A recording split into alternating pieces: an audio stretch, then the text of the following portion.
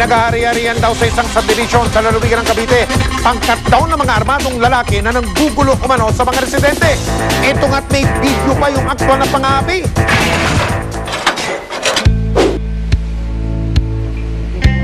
Halos bumagsak na ang balikat ni Maricar Arrieta, ang may-ari ng Queens Row Subdivision sa Barangay Molino, Bayan ng Bacoor, lalawigan ng Cavite. Dahil sa mabigat na kalbaryong kanyang pinapasan.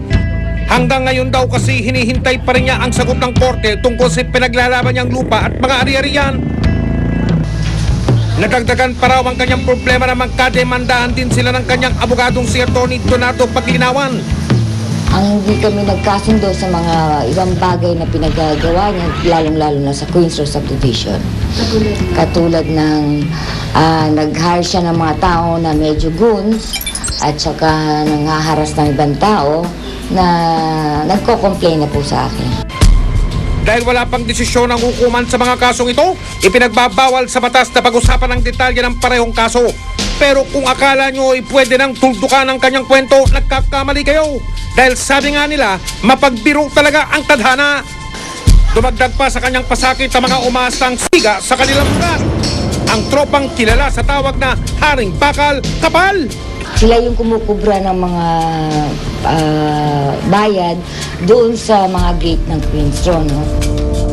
At ang pinakamasaklap, pinalayas raw siya ng grupo ito sa kanyang sariling bahay sa subdivision na siya mismo ang may-ari. Keso papapatay niya ako, keso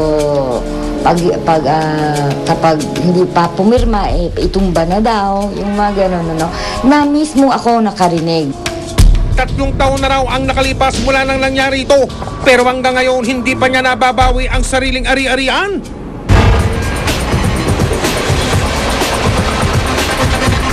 Kaya't lumapit na siya sa sumbungan ng bayan.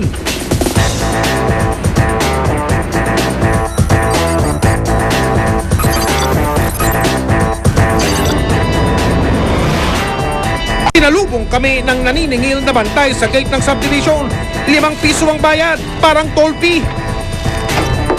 Since 205, naniningil ako sila at hindi ho ako kumukubra o hindi sa akin binibigay at sila lang nag-disburse o naggumagastos o kung ano-ano man ang gamitin nila para doon. Nag-ikot-ikot kami sa loob ng subdivision. Nakausap namin ng ilan sa mga naninirahan dito. Kinumpirma nilang may 2 kampo nga na umaangkin sa mga lupa rito. Ang grupo ni Maricar Arrieta at ang grupo ng Haring Bakal na umano'y kinontrata ng abogadong si Atty. Paglinawan. Pero mas nakababahala ang tila tugmang reklamo ng mga naninirahan dito laban sa Haring Bakal. Pagdating ng 2008, yun nga may ano na daw sila na galing daw sa korte, natalo na yung ano ko, pinapaalis ako dyan. Sabi ko, bigyan niyo naman ako ng pagkakataon na malipatan na bahay. Wala, pinagtatapon nila, talagang pag-akyat nila, may mga kasama na 4 na nakabaril. Natakot ako sa ano ko, hindi na ako nakaano sa kanila, pero tinutulak nila ako palabas. Dahil dito naghahari raw ang takot sa mga nasasakupan ng lugar na ito. Dumala pa kami sa ibang parte ng subdivision. Napansin namin ang ilang kalalaki ang naguhukay banda rito. May tatayo raw kasing bagong gusali ng isang pribadong eskwelahan. Napansin din namin ang pag-ikot ng motor na tila nagmamanman. Habang gumagawa kami rito sa construction, dumating si Atty. Paglinawan kasama yung mga kanyang kasamaan na pinatitigil akong magtrabaho rito sa Bakod. Allegedly, sila raw yung may ari ng subdivision, sila yung may authority dyan, at ako wala. Despite na meron na akong building perimeter fencing na galing sa building official ng Bacoor, Cavite. Ilang sandali pa, sinitan na nito ang ilang trabador. Ano lang kami dito, subcontract lang po. May usapin yan sa korte. Niyo sir? Jojo. Jojo po. Officer na po.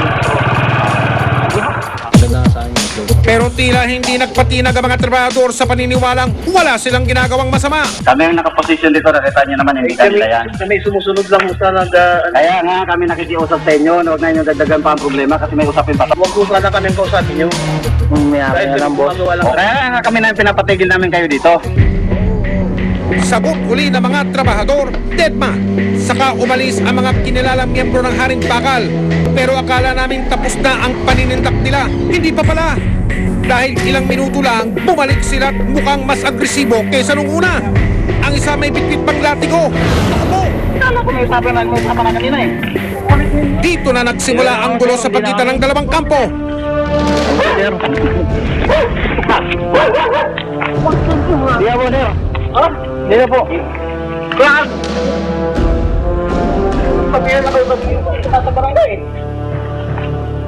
Wala ng barangay. Hindi na po kami sir.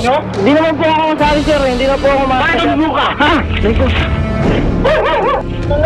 Gulo rin. Dahil sa pangyayaring ito, lumapit na ang nagrereklamong si Maricar sa Criminal Investigation and Detection Group National Capital Region o CIDG-NCR. Agad pinagulong ng CIDG ang kanilang investigasyon sa kaso. Dinetermine natin kung sino yung mga involved na personalities dito. Chinek natin sa firearms if they are firearm license holder.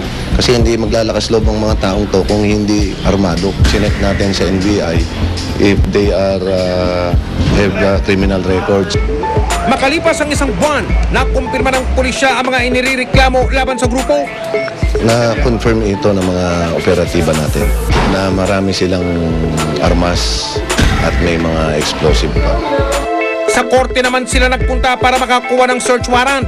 Makalipas ang ilang araw, inilabas ng hukuman ng search warrant laban sa 6 na miyembro ng Haring Bakal. Base sa nirereklamo nitong ating complainant, si Mr. Emilio Narido, Atty. Donardo Paglinawan, Arturo Libreya, si Alfredo Batausa Jr. at si Ogie Caber. Kasama rin sa search warrant ang bahay ni Maricar na ginawa na raw ngayong tanggapan ng kilabot na grupo.